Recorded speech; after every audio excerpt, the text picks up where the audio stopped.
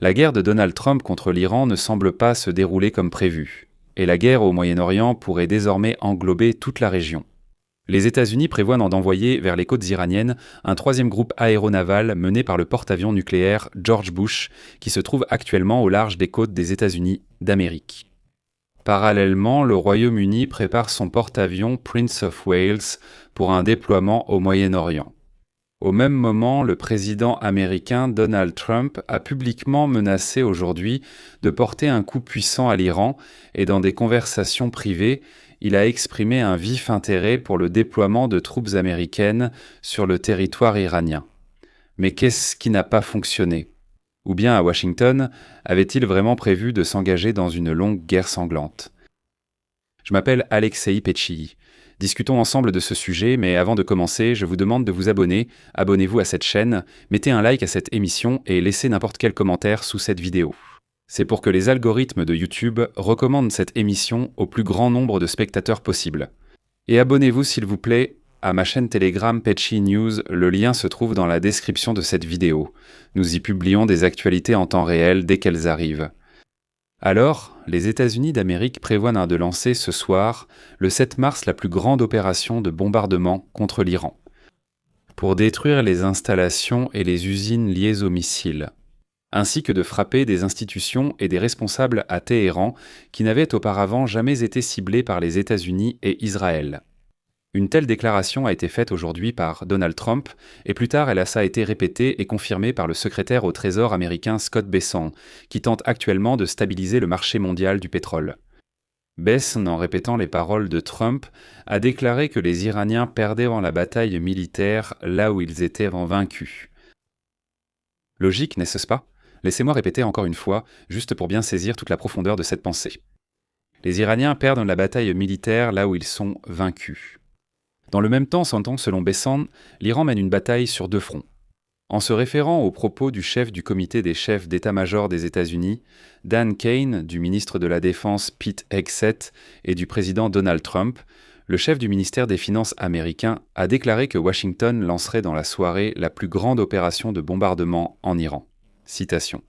« Ce soir, nous mènerons notre plus grande campagne de bombardement, qui causera les plus grands dommages aux installations de missiles iraniennes, aux usines produisant des missiles, et nous les affaiblirons considérablement. Les précédentes actions militaires des États-Unis et leur campagne contre l'Iran dans l'ensemble ont été convaincantes. Eh bien, au moment de l'enregistrement et de la publication de cet épisode, les États-Unis d'Amérique n'ont pas encore lancé cette opération de bombardement à grande échelle, mais ils s'y préparent certainement. Les États-Unis prévoient d'envoyer vers les côtes iraniennes un troisième groupe aéronaval mené par le porte-avions nucléaire George Bush, qui se trouve actuellement au large des côtes américaines. Le porte-avions nucléaire George Bush vient justement de terminer sa préparation près du cap Hatteras, sur la côte de la Caroline du Nord, et il attend maintenant l'ordre de partir en mission.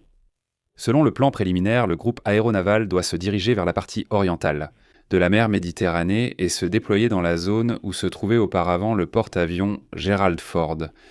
Ce dernier d'ailleurs a traversé le canal de Suez le 5 mars et se trouve maintenant en mer Rouge. Je tiens à souligner que des dizaines de chasseurs à bord du porte-avions, ainsi que les destroyers lance-missiles de son escorte, peuvent être utilisés pour frapper des cibles potentielles au Yémen, en cas de signe d'attaque des Houthis yéménites contre Israël ou le transport maritime international. De plus, un autre groupe aéronaval dirigé par le porte-avions Abraham Lincoln opère déjà dans la zone de l'opération américano-israélienne contre l'Iran. Je rappelle aussi que le porte-avions George Bush est un porte-avions nucléaire américain de la classe Nimitz. C'est le 10e et dernier navire de cette classe. Le navire porte le nom du 41e président des États-Unis, George Bush père. Il a été lancé en 2006 et intégré à la flotte en 2009. L'équipage du navire compte 3200 personnes plus 2400, 80 membres de l'aile aérienne. Le porte-avions peut transporter jusqu'à 90 avions et hélicoptères.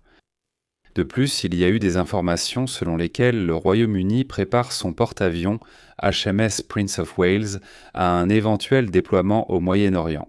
De plus, la Grande-Bretagne réduit de moitié le délai de préparation pour l'envoi, le ramenant à 5 jours, Et l'accélération des délais de préparation signifie que ce gigantesque navire pourra réagir plus rapidement en cas de décision de mobilisation. Il est également rapporté que les équipages ont aussi été prévenus d'un déploiement en lien avec l'opération des États-Unis et d'Israël contre l'Iran.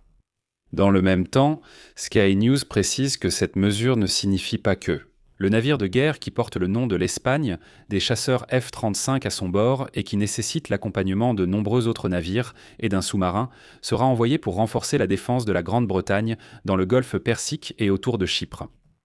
Mais cela signifie que le Premier ministre Keir Starmer aura plus de possibilités de le déplacer plus rapidement, si cela est jugé nécessaire. De plus, Donald Trump, qui a déclaré que l'Iran se comporte mal et que l'opération sera donc élargie, a exprimé en privé un vif intérêt pour le déploiement de troupes américaines sur le territoire iranien. C'est ce qu'a rapporté aujourd'hui NBC News.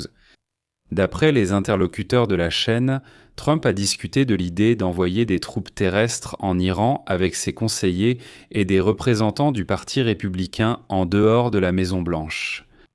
Trump espère également que, dans l'Iran d'après-guerre, les réserves d'uranium seront sous contrôle américain et que les deux parties coopéreront dans l'extraction du pétrole, comme cela s'est fait au Venezuela après la chute de Nicolás Maduro. Au cours des discussions privées, il est affirmé qu'il ne s'agissait pas d'une invasion terrestre de grande envergure en Iran. L'idée de Trump est de déployer dans le pays un petit contingent de troupes américaines, qui seraient utilisées pour accomplir des missions stratégiques spécifiques. Selon les interlocuteurs, le président n'a pas encore donné l'ordre de déployer les troupes. Pendant ce temps, la porte-parole de la Maison-Blanche, Caroline Leavitt, a déclaré que Trump, je cite, « se réserve le droit de prendre toutes les options possibles ». Je rappelle qu'au début de cette semaine, dans une interview au New York Post, le président Trump n'a pas exclu l'option d'une opération terrestre en Iran. Trump avait alors souligné qu'à la différence des anciens présidents, il n'avait, je cite, « aucune crainte à envoyer des militaires », ajoutant qu'une telle intervention ne serait probablement pas nécessaire. Mais les experts soulignent ici que les troupes américaines pourraient apparaître en Iran en cas de renversement du régime des ayatollahs. Ces troupes pourraient être déployées pour aider à établir entre Washington et Téhéran des relations similaires à celles qui ont été instaurées avec le Venezuela, ou alors pour assurer le contrôle des réserves d'uranium iranien qui seraient au cachet profondément sous terre dans plusieurs installations nucléaires. Mais dans le même temps, de plus en plus d'experts affirment qu'une opération militaire des États-Unis et d'Israël contre l'Iran risque de se transformer en une guerre régionale prolongée, malgré l'élimination de l'ayatollah Ali Khamenei. La Maison-Blanche subit une pression économique et manque de stratégie claire pour arrêter la campagne militaire. En effet, contrairement aux opérations rapides précédentes du président Trump, la campagne iranienne montre des signes d'un affrontement prolongé, menaçant la stabilité mondiale. L'un des problèmes les plus aigus est ainsi devenu l'arrêt effectif du passage des pétroliers par le détroit d'Ormuz, par lequel transite un cinquième du pétrole mondial. Cela a déjà provoqué une hausse des prix de l'essence aux États-Unis, ce qui est un facteur critique pour les électeurs américains et, je le rappelle, Trump doit faire face à des élections de mi-mandat au Congrès en novembre. Malgré la déclaration de la Maison-Blanche sur la défaite du régime iranien, les analystes militaires soulignent l'absence de planification stratégique. Ils se demandent « et après ?» Actuellement, d'un point de vue politique, stratégique et diplomatique, il semble que tout n'ait pas été pensé jusqu'au bout. C'est pourquoi aujourd'hui, la guerre paraît de plus en plus chaotique, et Donald Trump proclamera une sorte de victoire intermédiaire sans aller jusqu'au bout du conflit, soit les États-Unis seront entraînés dans une nouvelle guerre au Moyen-Orient, qui pourrait être plus vaste que celle en Irak. Je vais m'arrêter là, partagez votre avis et vos conclusions dans les commentaires sous cette vidéo, abonnez-vous à la chaîne, activez la cloche et n'oubliez pas de mettre un like. Si cet épisode vous a paru intéressant et utile, vous pouvez soutenir le travail de cette chaîne YouTube financièrement grâce à votre don ou à un abonnement payant en tant que sponsor. Vous pouvez le faire via les liens et les coordonnées dans la description de cette vidéo ou via le code QR affiché à l'écran. Je vous serai reconnaissant pour tout soutien de votre part. C'est tout pour aujourd'hui. Prenez soin de vous.